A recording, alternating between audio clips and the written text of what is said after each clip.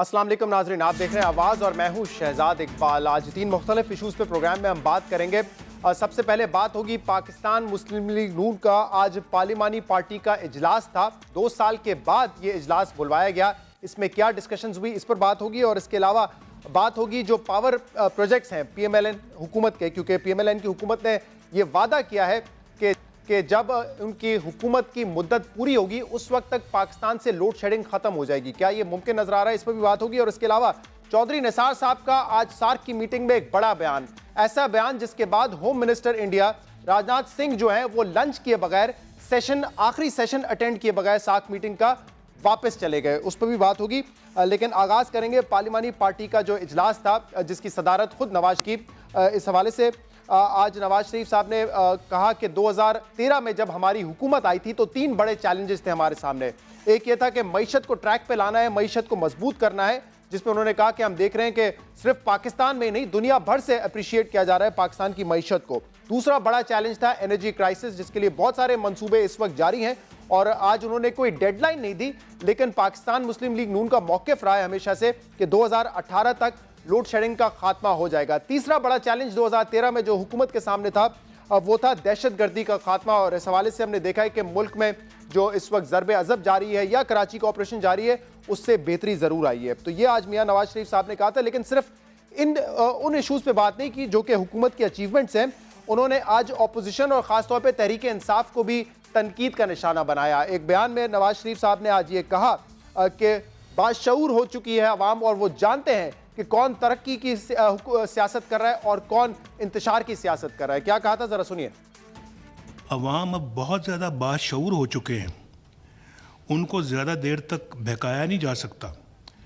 वो जानते हैं कि कौन तरक्की की सियासत करने वाली पार्टी है और कौन सिर्फ नारे लगाने वाली पार्टी है। सियासत में जो कामयाबी है वो धरने से नहीं कुछ करने से होती है। सियासत में कामयाबी धरने से नहीं कुछ करने से होती है, तो निशाना पाकिस्तान तहरीक इंसाफ थी जिन्होंने वापस इरादा किया है और कहा है कि 7 तारीख से हम अपनी सड़कों पर निकलने की मूवमेंट का आगाज करेंगे। हमारे साथ प्रोग्राम में आज मौजूद होंगे प्राइम मिनिस्टर के तर्जुमान मुसद्दिक मलिक साहब, PMLN के रहनुमा। बहुत बहुत शुक्रिया आपने हमें ज्वाइन किया इस्लामाबाद से। हमारे साथ डॉक्टर आरिफ अलवी साहब मौजूद होंगे, पाकिस्तान तहरीक इंसाफ के मेंबर नेशनल असेंबली, और लतीफ़ खोसा साहब भी हमें ज्वाइन करेंगे, पाकिस्तान पीपल्स पार्टी के सीनियर रहनुमा। मुसद्दिक मलिक साहब, सबसे पहले तो आज 2 साल के बाद ये पार्लिमानी पार्टी का इजलास बुलवाया गया है और एक दफ़ा फिर ऐसा लगता है इसकी वजह पाकिस्तान तहरीक इंसाफ, पाकिस्तान अवामी तहरीक और वो जमातें हैं जो इस वक्त सड़कों पर निकलने का इरादा रखती हैं। इससे पहले भी हमने देखा है कभी काबीना की मीटिंग जो है 7-8 माह बाद होती है। वजीर आजम भी उस वक्त ज्यादातर पार्लियामेंट में नजर आते हैं जब कोई मुश्किल आ पड़ती है या कोई तहरीक इंसाफ स्ट्रीट मूवमेंट का ऐलान कर देती है। तो एक दफा फिर इसीलिए बुलाया गया आज ये इजलास? नहीं कतन नहीं। आपको मालूम है कि वज़ीर आज़म साहब जो थे वो कुछ साहिब फराश रहे, कुछ दिन बीमार रहे और कुछ दिन इंग्लिस्तान गए हुए थे इलाज की वजह से। तो बहुत से लोग हैं जो उनसे मिलने के ख्वाहिशमंद थे और एक एक करके वो मिलना शुरू भी कर रहे हैं। बहुत से लोग थे जो उनको मुबारकबाद देना चाहते थे, खुश आमदीद कहना चाहते थे, सेहत के हवाले से अल्लाह का भी शुक्रिया अदा करना चाहते थे। तो ये एक अच्छी उन्होंने एक तजवीज़ ये थी कि लोगों से मुलाकात का सिलसिला तो जारी रहेगा, लेकिन मुसद्दिक मलिक साहब, ये तकरीबन 2-2.5 साल बाद इजलास बुलवाया गया, तो उससे पहले तो सेहत ठीक थी और मेरे ख्याल से पार्लिमानी पार्टी का इजलास सिर्फ उस वक्त तो नहीं बुलाया जाता जिस वक्त आप अपनी सेहतमंद हो जाएं या अगर आपकी तबीयत खराब थी, आप कुछ अरसे के लिए बाहर थे, उस वक्त तो नहीं बुलाया जाता। इसका मकसद तो कुछ और ही होना चाहिए मेरे ख्याल से। नहीं, आप बजाय इरशाद फरमा रहे हैं, लेकिन वक्तन फ़वक्तन जो है वो मुलाकातों का सिलसिला जारी था और हर एक से मुलाकात हो रही थी।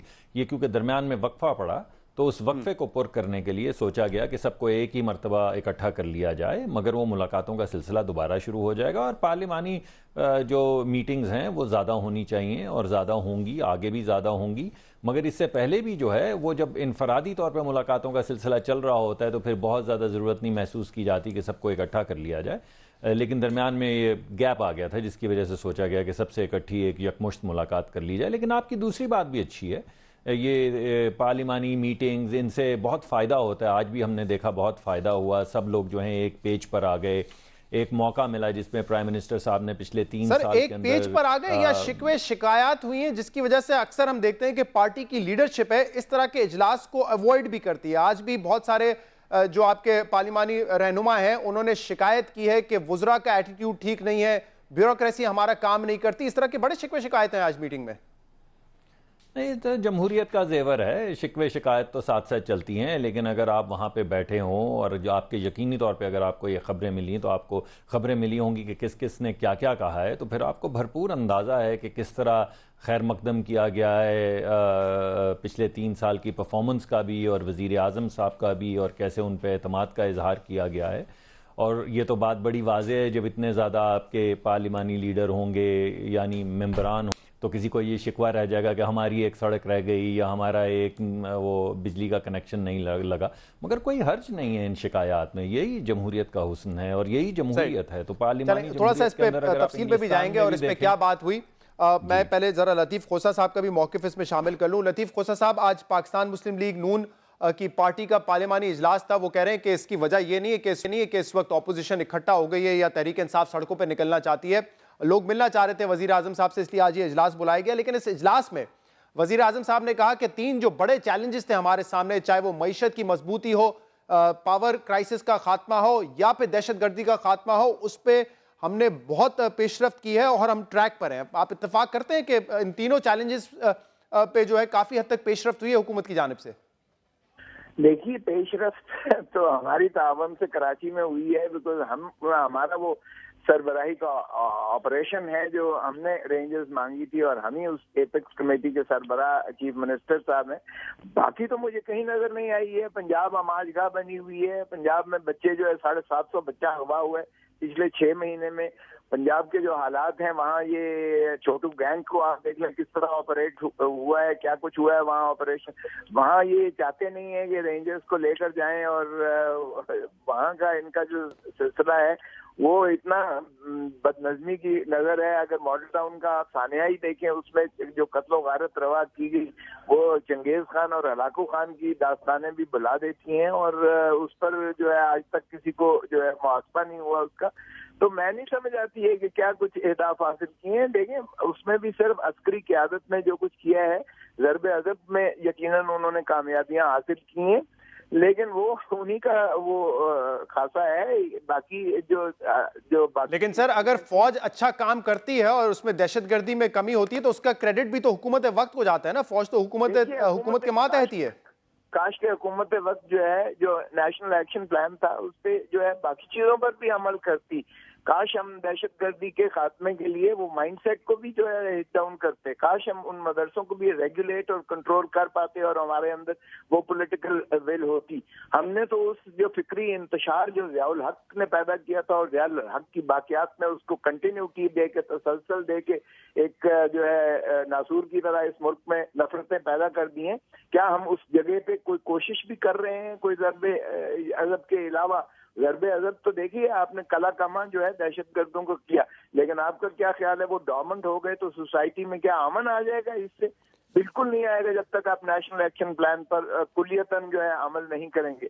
और वो अमल तभी होगा जब आप इनडिस्क्रिमिनेटली सारे पाकिस्तान पर उसका अहाता करेंगे और वो तमाम चीजें हैं, चाहे वो नेक्टा है या जितनी चीजें, किसी एक चीज पर सिवाय ज़रबे अज़ब के कोई अमल हुआ है? किस चीज की हुकूमत कर रही है? और बाकी ठीक है। अच्छा, एक और इशू जिस पे उन्होंने कहा कि मईशत, ये बात तो मेरे ख्याल से लतीफ़ खोसा साहब काफी वाज़ेह है कि 2013 में जब आप लोगों ने वफाकी हुकूमत छोड़ी और आज जो हालात हैं मईशत के वो तो बेहतर हैं। अब इसमें मुझे पता है बहुत सारे दूसरे फैक्टर्स भी हैं, शायद ऑयल प्राइसेस पाकिस्तान में इतनी कम है जिसका बड़ा एडवांटेज है हमारी मईशत को, लेकिन ये भी एक ज़मीनी हकायक है ना कि आज हालात बेहतर हैं मईशत के। देखिए कि खुशी से मर न जाते अगर एतबार होता। मुझे ये बताइएगा कि आज जो आपका हाल है इस वक्त मईशत का, आज जितना आपने कर्जे लेकर आज आप जितना मकरूज हैं, पाकिस्तान की तारीख में इतना कभी कर्जा आपके मुल्क पर नहीं था। और 1.25 लाख हर बच्चा जो है कर्जे के नीचे पैदा हो रहा है।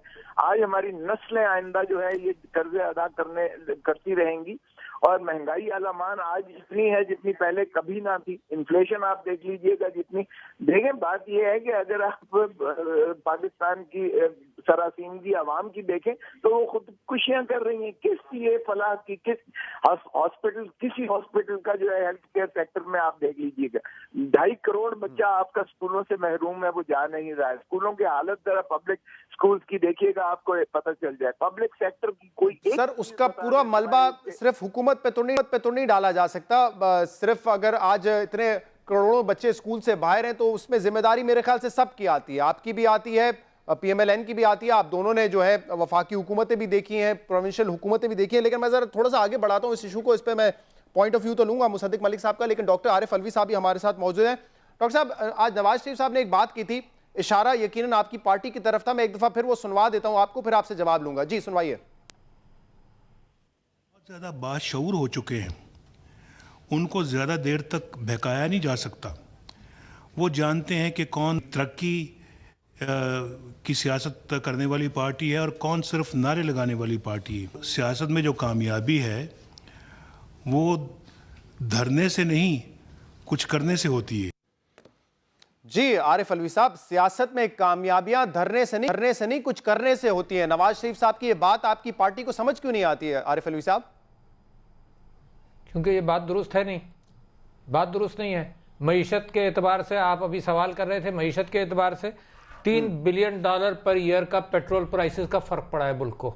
उसके बावजूद कर्जे लेकर मईशत में डाले गए हैं, बेइंतहा कमीशन बहुत सारे ठेकों के अंदर है। तो जनाब वो मईशत इस तरह से तरक्की नहीं करती कि मकरूज करके अगली जनरेशन कर्जा उतारती रहे, आप आज अय्याशी करें। अच्छा, दूसरी बात, नवाज शरीफ साहब ने कहा कि तरक्की करने से होती है, धरने से नहीं होती।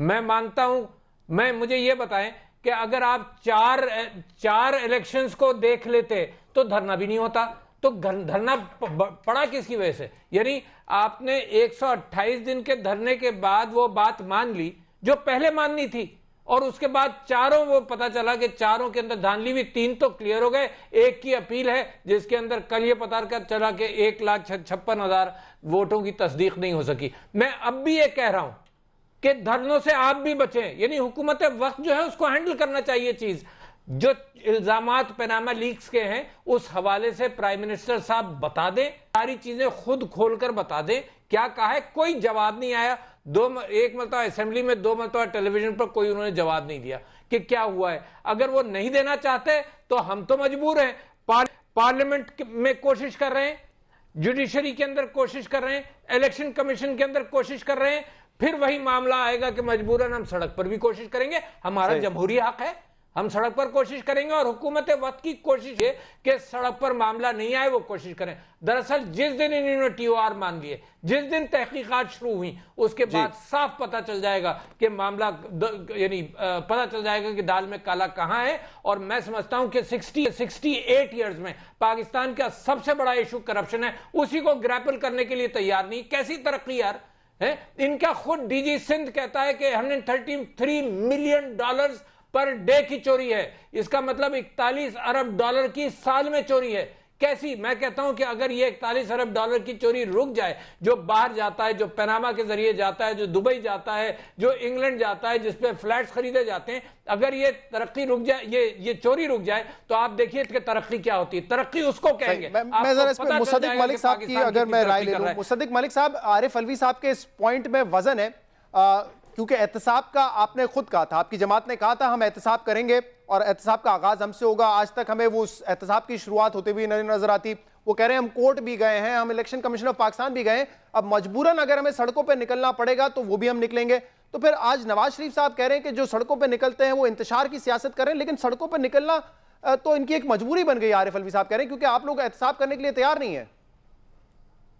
नहीं, हमें तो बड़ी खुशी है कि सड़कों पे आ रहे हैं। हम तो चाहते हैं ये सड़कों पे आए, क्योंकि ये पिछले 2-2.5 साल से सड़कों के ऊपर आ रहे हैं और अपने आप को एक्सपोज कर रहे हैं। कोई ख्याल नहीं अभी है। भाई मैंने आपकी बात, मुझे बात तो कोई ख्याल नहीं है। आप इनसे बात कर लीजिए, फिर मैं बाद में बात। हाँ, मैं बात कर लेता हूँ, इनसे बाद में कर लीजिएगा। मैं पहले कहता हूं, कोई ख्याल नहीं है। ये वेलकम कर रहे हैं कि हम सड़कों पर आए, कमाल है। ऐसी इर्रेस्पॉन्सिबल हुकूमत शायद किसी ने नहीं देखी होगी, जो ये कहते हैं कि सड़कों, हम नहीं देते हक, हम सच्चाई की तरफ नहीं जाएंगे, आ जाओ सड़कों पर, मरो सड़कों पर आकर। ऐसी हुकूमत तो हमने नहीं देखी कभी भी। जी मुसद्दिक मलिक साहब। अच्छा जी, तो मैं दोबारा से वहीं से बात शुरू करूंगा कि हमें बड़ी खुशी है कि ये अपने आप को एक्सपोज कर रहे हैं और इन्होंने बारहा अपने आप को 2-3 साल एक्सपोज किया और लोगों ने इनको रिजेक्ट किया है। इन्होंने अभी एक पूरी कैंपेन चलाई जिसमें एक तरफ नारे लगाए मोदी का यार, दूसरी तरफ नारे लगाए पनामा के, और वहां से 2 सीटें नहीं ये जीत सके और ये दोबारा भी नहीं जीत पाएंगे। आप ज़िमनी इंतखाबात के रिजल्ट्स देख लें, आप कैंटोनमेंट बोर्ड के रिजल्ट्स देख लें, आप बल्दियाती इंतखाबात देख लें, ये जितना बाहर निकलेंगे और लोगों पे वाजे करते रहेंगे कि ये असल में मिठाइयों का इंतजार कर रहे हैं जो एम्पायर की उंगली के उठने से नजर आएंगी, ये बरमला लोगों के अच्छा मुसद्दिक मलिक साहब, मुझे आपकी स्ट्रेटेजी थोड़ी सी आप समझाएं। अगर यहाँ पे डिस्ट्रक्शन होगा, मिठाइयां बटेंगी। आज नवाज शरीफ साहब ने कहा है कि हमें अपनी तरक्की की रफ्तार तेज करनी होगी। दूसरी जगह आप कह रहे हैं कि हम चाहते हैं ये सड़कों पे आए, ये सड़कों पे आएंगे फिर सारा मलबा आप इन पे डाल देंगे। कोई पावर प्रोजेक्ट अगर डिले होगा आप कहेंगे ये सड़कों पे इसलिए डिले हो गया, कहीं और कोई डिले होगा आप कहेंगे ये इनकी वजह से हुआ। तो स्ट्रेटेजी क्या है? अगर आप चाहते हैं कि रफ्तार तरक्की की रफ्तार तेजी से बढ़े तो आपको चाहिए कि इनको घर में बैठा के रखें। और ये जो क्रिमिनल एक्शन है, जो करप्शन है, उसका वोट से कोई ताल्लुक नहीं। क्रिमिनल्स को हैंडल करना पड़ेगा, जो चोर हैं उनको पकड़ना पड़ेगा। ये क्या बात हुई कि वोट से इलेक्शन से जीत जाते हैं? इलेक्शन थोड़ी फैसला करती है कि मुजरिम कौन है। इलेक्शन फैसला करेगी पनामा में चोरी कितनी गई, इलेक्शन फैसला करेगा कि लंदन में क्या हुआ, ये इलेक्शन फैसला करेगा। यही तो हम कहते हैं कि जमहूरियत के अंदर जो नासूर बना हुआ है वो करप्शन का नासूर है। इसी वजह से कि ये अपने आप को प्रोटेक्ट करते हैं, पैसा बनाकर इलेक्शन में धांधली करते हैं, फिर इलेक्ट होते हैं, अगर तो आपने एक ही शख्स से सिर्फ गुफ्तगू करनी है तो आप जरूर कर लीजिए, आपने अपना ही वक्त जाया किया मुझे बुला के, लेकिन अगर आपने मीडिएट करना है तो करें और एक वक्त में एक शख्स मेरे ख्याल से आप साथ बैठे, ये तो नहीं हो सकता कि मैं जैसे मीडिएट कर सकते हैं, मैं तो फिर भी थोड़ा सा दूर हूं। अच्छा मुसद्दिक मलिक साहब आप मुकम्मल करें। नहीं मैं जी नहीं, आपको पहले आप फैसला करें इस बात का। ये तो नहीं हो सकता कि जब मैं इनके मुताबिक बात शुरू करूं तो आप दरमियान में मुकम्मल करने देगा डॉक्टर साहब, इसके बाद आप बोलिएगा प्लीज। जो बिल्कुल गलत बात है, जो बिल्कुल झूठी बात है, जो सीरियस मामला है उसको तंज और मजाक के अंदर गुजारे तो ये मुझे गवारा नहीं है। आप जो 8 ईयर्स से जनाब डॉक्टर आरिफ अलवी साहब उसको आप कहें आ जाओ सड़कों पर, कोई खड़ा है कि सड़कों पर आ जाओ देख लेंगे, लेकिन आप अपना मौक़िफ़ अपनी बारी में दे देगा। अलवी साहब अपना मौक़िफ़ अपनी बारी में दे देगा ताकि मुसद्दिक मलिक साहब अपनी बात मुकम्मल कर सकें। जरूर चलिए ठीक है, मान गए वो करवा रहे हैं यहाँ पे। इस तरह नहीं कोई गुफ्तगू होती जिस तरह आप आज प्रोग्राम के अंदर करवा रहे हैं। मैंने ये थोड़ी आरिफ अलवी साहब आपके साथ बैठे हुए, मैंने क्या करवाया वो अब मैंने उनको कह दिया है। मुसद्दिक मलिक साहब मैंने कह दिया है उनको कि वो अपनी बारी में बात करेंगे, आप अपना नुक्ता मुकम्मल कर लें प्लीज। पहले ये इनकी बात क्या करें, ये इन्होंने अपने वहां पे जो जिस तरह के इन्होंने बंद किया है एहतसाब कमीशन को, और जिस तरह वहां पे निकाला अपने एहतसाब के चैंपियंस को, जिस तरह अपने वुज़रा को जिन्होंने इनके लीडरशिप की जो वो बदउनवानियां जो हैं उनको वाजे किया, उनको जेलों के अंदर डाला है, ये हमें बताएंगे कि एहतसाब क्या होता है और ईमानदारी क्या होती है। हर इलेक्शन के अंदर ये हारते हैं, लेकिन इनको एहतराम ही नहीं है वोट का, क्योंकि वोट के जरिए तो ये इक़्तिदार में आना ही नहीं चाहते। इस वजह से ये कह रहे हैं कि इससे क्या होता है कि वोट है, इससे क्या होता है कि वोट है, इससे क्या फर्क पड़ता है कि आपको वोट पड़ता है। अरे भाई, ये सिर्फ शाम को मजमा लगाने से और सिर्फ सड़कों पर निकल के तोड़ फोड़ करने से और सिर्फ ट्रक लगा के अंदर पार्लियामान के दफ्तर अंदर जाके कब्जा करने से और सेक्रेटेरिएट का घेराव करने से और पीटीवी को पर हमला करके कब्जा करने से, ये सिर्फ चीजें उस वक्त की जाती हैं जब आप जमहूरियत का पास ना रखते हो।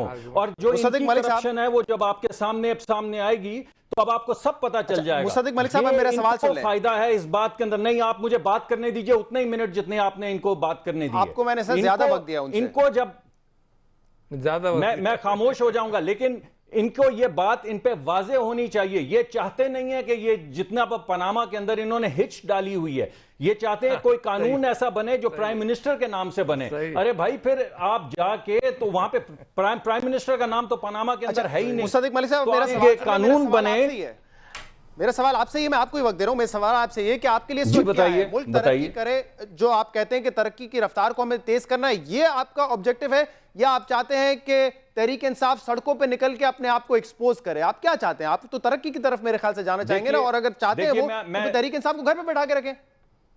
जी, मैं आपको 3 चीजें आपके सामने पेश करूंगा। सबसे पहले मैं आपको कहूंगा कि पुराने तमाम अदवार के अंदर जहां पे 2 से 3% जीडीपी की तरक्की हो रही थी, अब 4.7% जो है जीडीपी की इस साल तरक्की हुई है और इंशाल्लाह अगले साल 5 से ज्यादा होगी। इन्फ्लेशन जो है वो 30-40 साल में इस वक्त सबसे ज्यादा कम है और जो हमारे रिजर्व्स हैं वो 22-23 बिलियन डॉलर तक पहुंच गए हैं। और जो बात हो रही थी किशकोल की, आज वो किशकोल तोड़ आए हैं आईएमएफ का प्रोग्राम मुकम्मल करने के बाद। अब हमें जरूरत नहीं है आईएमएफ से दोबारा कर्जा लेने की, अब हम इंशाल्लाह अपने पैरों पे खड़े होंगे और आगे बढ़ेंगे। और ये जितने मर्जी कर्जे के इल्जामात लगाते रहे, ना सिर्फ हम तरक्की करेंगे बल्कि कर्जे भी पे ऑफ करेंगे। एक ब्रेक। बिजली मुसद्दिक मलिक साहब, आज से 3 साल पहले, मुझे एक ब्रेक की तरफ जाना है सर। इस वक्त 14 से 16 घंटे यहाँ पे लोड शेडिंग हो रही थी।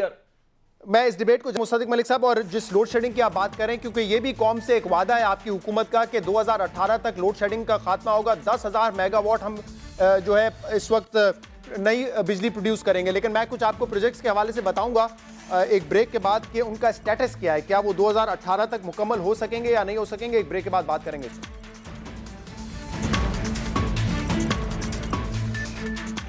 वेलकम बैक नाजरीन। हुकूमत ने वादा किया है लोड शेडिंग का खात्मा होगा 2018 से पहले, लेकिन डॉन न्यूज का ही मैं सिर्फ एक हवाला दे देता हूं क्योंकि पिछले 2 हफ्तों से उन्होंने 3-4 ऐसी स्टोरीज की हैं जिसमें जो मेगा पावर प्रोजेक्ट्स हैं हुकूमत के, वो अब ऐसा लगता है कि अपने वक्त पे मुकम्मल नहीं होंगे मुख्तलिफ वजूहात की वजह से।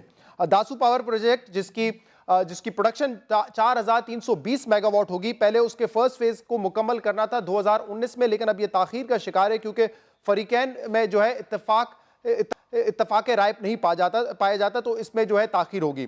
तरबेला पावर प्रोजेक्ट जिसकी एक्सटेंशन जो है मुकम्मल होनी थी 2017 अगस्त में, 1410 मेगावाट का ये प्रोजेक्ट है, लेकिन अब इसकी डेडलाइन को बढ़ा दिया गया है। जो एक्सपेक्टेड डेडलाइन है मार्च 2018 की है और वो भी ऐसा लगता है माहिरीन के मुताबिक के पूरी नहीं होगी। इसका मतलब तरबेला पावर प्रोजेक्ट का जो मंसूबा है वो भी ताखीर का शिकार होगा। नीलम झेलम प्रोजेक्ट 969 मेगावाट प्रोड्यूस करेगा और इसकी जो तकमील है वो मुकम्मल होनी थी जून 2017 में, लेकिन अब ये भी ताखीर का शिकार है और इसकी डेडलाइन भी जो है 2018 की दी गई है और वो भी मुकम्मल होती है या नहीं, इस पर भी एक सवालिया निशान है। तो डॉक्टर आरिफ अलवी साहब, आपको लगता है कि ये एक बहुत बड़ा वादा है हुकूमत की जानिब से कि जो बिजली की लोड शेडिंग है वो खत्म हो जाएगी, आपको लगता है हुकूमत ये वादा पूरा करने में कामयाब हो रही है?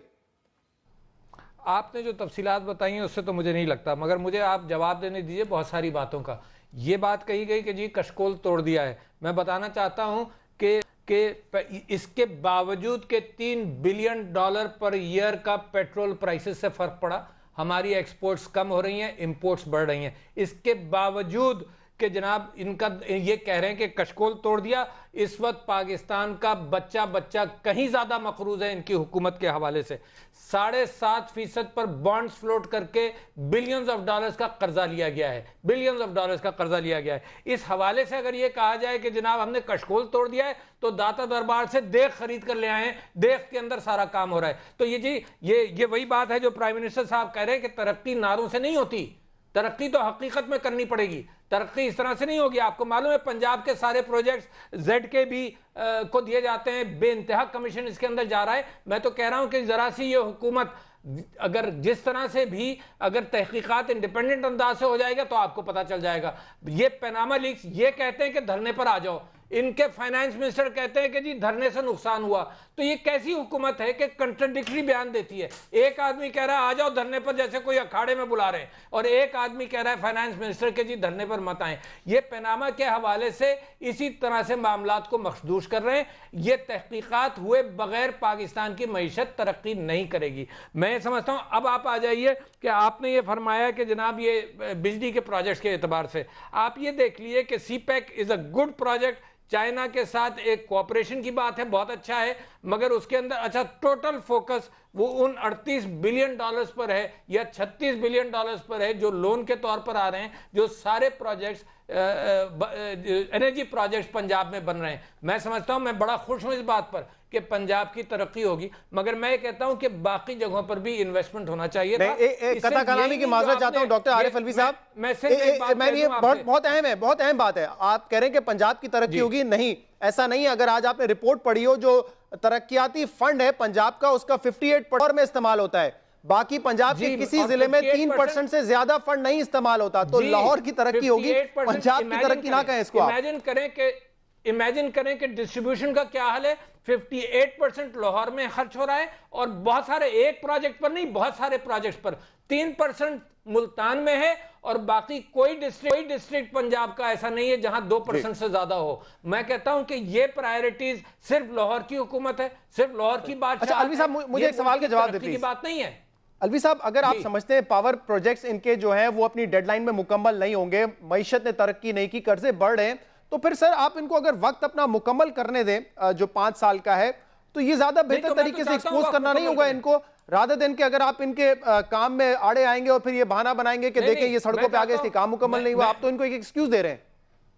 मगर शहजाद इकबाल साहब, मैं चाहता हूं ये वक्त मुकम्मल करें, उस बात को एक तरफ छोड़ दीजिए। मैं चाहता हूं जमहूरी चेंज आए, चेंज नहीं, मैं चाहता हूं कि जमहूरियत की ताकत की बुनियाद पर जो करप्शन का मामला है ना वो हैंडल हो। यार आप ये बताइए कि करप्शन क्या नहीं होता?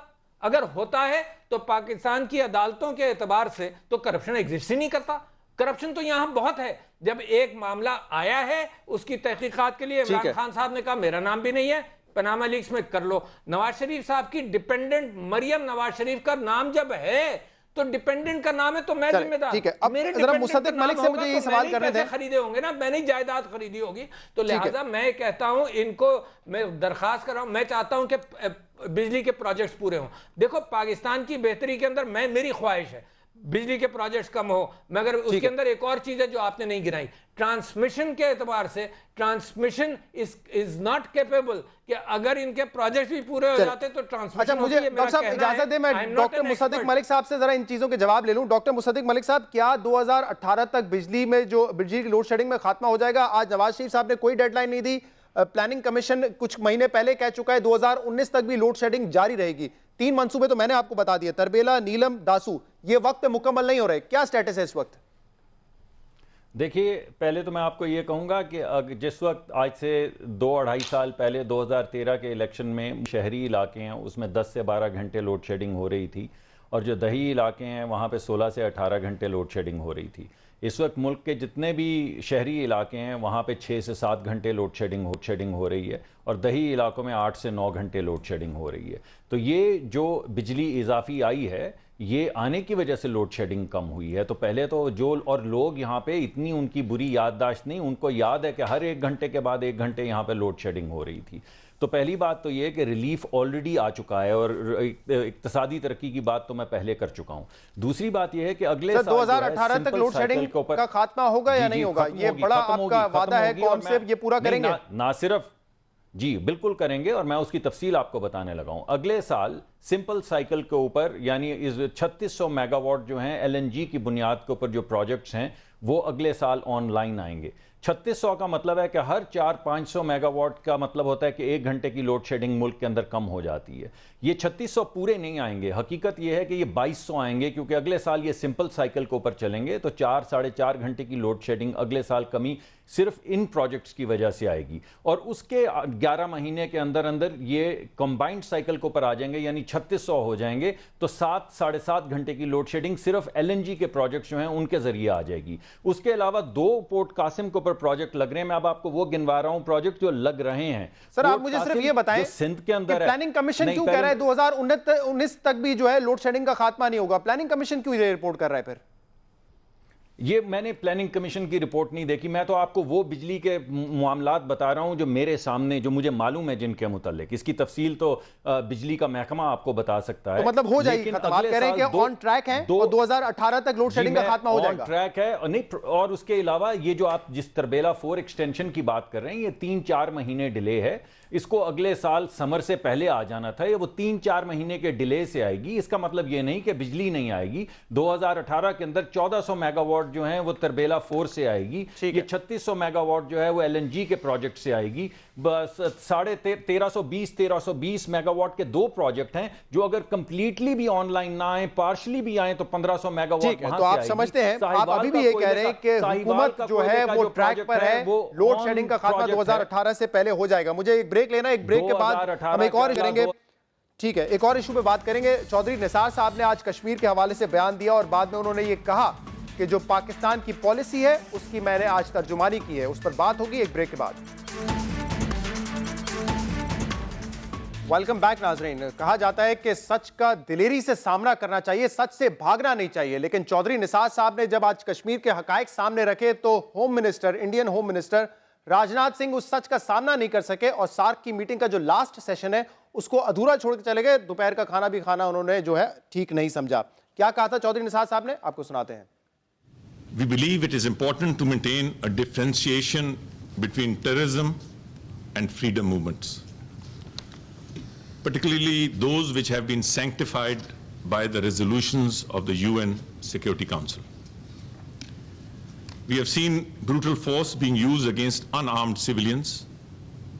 It is important to respect the fundamental human rights of the people and not suppress freedom, struggle in the name of fight against terrorism.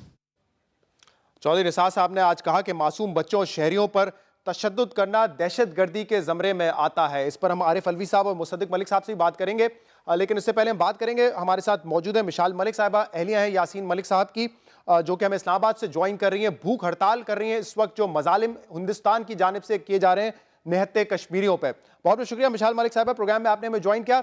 आप भूख हड़ताल कर रही हैं, ज़रा बताएं कि इस वक्त कश्मीर में हालात क्या है, किस किस्म के मजालिम हो रहे हैं, क्या सूरत हाल है इस वक्त? आज जो है ये 28th डे जा रहा है जो कि आर्मी कर्फ्यू का है और क्लैशेस जो मकबूजा कश्मीर में इस वक्त हो रहे हैं और आज भी वादी में बहुत टेंशन है। राजबाग एरिया अगर आप देख लें वहाँ पे 22 से ज़्यादा लोग क्रिटिकली इंजर्ड हैं, लोग बाहर निकले आज़ादी की प्रोसेशंस में और उनको अटैक किया गया है और बहुत से यूथ को अरेस्ट कर दिया गया है और पैलेट वेपन्स आज भी यूज़ किए हैं, आज भी टेयर गैस यूज़ किया है, शूटर गन्स यूज़ की गई हैं। और कल का अगर आप देख लें जिस तरह कल वहाँ पे अटैक्स हुए हैं, वहाँ पे कुलगाम के अंदर, बांडीपुरा के अंदर और पामपोर और दूसरे इलाकों के अंदर जिस तरह कॉन्स्टेंटली वहाँ पे एक चल रही है, एक वेव ऑफ वॉर चल रही है वहाँ पे और निहत्ते कश्मीरियों को अटैक किया जा रहा है। और पिछले 28 से वहाँ पे खाने पीने की सप्लाईज बंद हैं, टेलीफोन लाइंस बंद हैं, हर तरह का कम्युनिकेशन, मोबाइल, इंटरनेट आप देख लें वहाँ पे ऑल फॉर्म्स ऑफ कम्युनिकेशन से बंद करके इस दुनिया का सबसे बड़ा ओपन प्रिजन बनाया हुआ है इस वक्त। और फिर मिस्टर राजनाथ जो कि यहाँ पे कल आए थे होम सार्क मीटिंग के अंदर और फिर वो वापस चले गए, ना उन्होंने प्रेस से बात की, ना मीटिंग अटेंड की होम मिनिस्टर्स की उस तरह एहतजाज करके। ये इसीलिए क्योंकि वो क्या बोलें, क्या फेस करें। यही तो वो मैन है जो किलर है, जो बुचर्स है कश्मीरियों का, उसी ने तो शाबाश और थपकी दी है इंडियन टेररिस्ट फोर्सेस को कि अच्छा किया, शाबाश तुमने मारा है कश्मीरियों को, निहत्ते कश्मीरियों को शहीद किया और पैलेट वेपन्स को उसने कहा है कि और यूज करो इनके ऊपर। कल भी प्रोसेशंस हैं, रोज वहां पे लोग निकल रहे हैं। साहब अक्सर हम ये कहते हैं कि हुकूमत जो है वो डट के मौकिफ नहीं लेती कश्मीर के इशू पे, लेकिन आज चौधरी निसार साहब ने सार्क में जो होम मिनिस्टर्स की मीटिंग थी उसमें बड़ा खुल के तनकीद का निशाना बनाया है इंडियन हुकूमत को। सिर्फ ये नहीं कहा, उन्होंने ये भी कह दिया है कि जो इस वक्त जुल्म हो रहा है बच्चों पे और निहत्ते कश्मीरियों पे वो दहशतगर्दी के जमरे में आते हैं और फर्क करना चाहिए फ्रीडम फाइटर के बीच में और दहशतगर्दों के दरमियान। इस बयान को कैसे देखती हैं आप?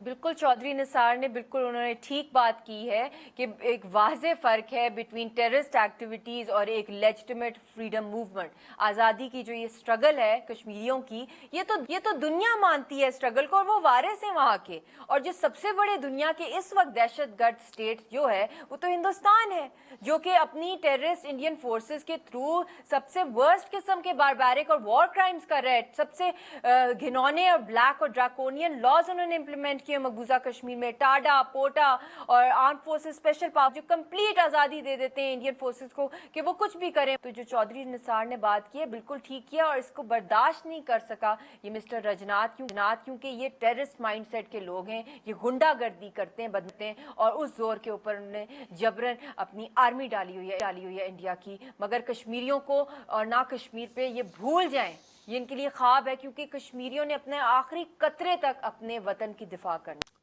ठीक है, बहुत बहुत शुक्रिया मिशाल मलिक साहब, आपने हमसे गुफ्तगू की। आरिफ अलवी साहब, आपका मौक़िफ़ लेना चाहूँगा। हुकूमत का तो आ गया, पहले आप बता दें, आप इंडोर्स करते हैं चौधरी निसार साहब के इस बयान को या आप समझते हैं कि हमारे मेहमान थे इंडिया के होम मिनिस्टर तो इतनी सख्त बात सार्क की मीटिंग में नहीं करनी चाहिए थी? क्या मौक़िफ़ है तहरीक इंसाफ? नहीं, मैं समझता हूँ चौधरी निसार साहब ने सही बात की और उससे पहले के सेशन के अंदर राजनाथ सिंह ने ये कहा था जो दहशतगर्द भेज रहे हैं और दहशतगर्दी की कार्रवाई कर रहे हैं, दूसरे मुल्क के अंदर लोगों को भेजा जा रहा है, तो पाकिस्तान ने तो उसके ऊपर कोई एतराज़ नहीं किया।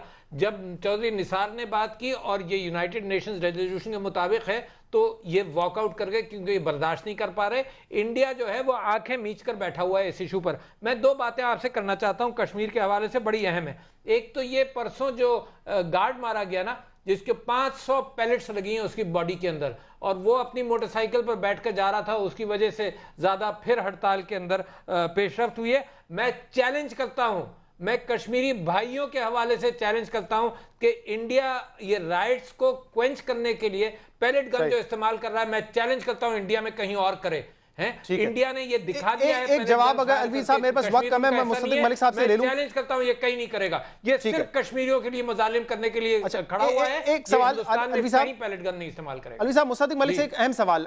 मुस्तफिक मलिक साहब, इस बयान के बाद, चौधरी निसार साहब के बयान के बाद नवाज शरीफ साहब का क्या रिएक्शन है? साथ खड़े हुए हैं चौधरी निसार साहब के इस बयान पे, या खफा हो गए? क्योंकि जाहिर सी बात है अब कुछ अरसे तक शायद ताल्लुकात खराब हो जाए इंडिया से हमारे। नहीं, 100% आपने देखा है कि जिस दिन से ये जुल्म वहाँ पे और बर्बरियत शुरू हुई है, उसके बाद से यूनाइटेड नेशंस की सिक्योरिटी काउंसिल के जो तमाम सफ़ीर हैं उनको बुला के मरासले दिए गए हैं, हिंदुस्तानी सफ़ीर को मरासला दिया गया है। भरपूर अंदाज के अंदर प्राइम मिनिस्टर ने 5 घंटे के अंदर अंदर बयान जारी किया है इस बर्बरियत के खिलाफ, और जितने भी पाकिस्तान की एम्बेसीज हैं हर एक को एक पूरा मरासला भेजा गया है जो अपने अपने मुमालिक में वो कश्मीरियों के हकूक के लिए अपनी हुकूमतों के पास लेकर जा रहे हैं। खत्म हो गया है। डॉक्टर मुस्तफिक मलिक साहब, मैं आपका शुक्रिया अदा करूंगा। आरिफ अलवी साहब, आपका भी बहुत बहुत शुक्रिया। मिशाल मलिक साहिबा और लतीफ़ खोसा साहब हमारे साथ मौजूद थे। आप तमाम लोगों का बहुत बहुत शुक्रिया। इस प्रोग्राम का फीडबैक आप दे सकते हैं हमारे सोशल मीडिया पर। प्रोग्राम से इजाजत दीजिए, अल्लाह हाफिज।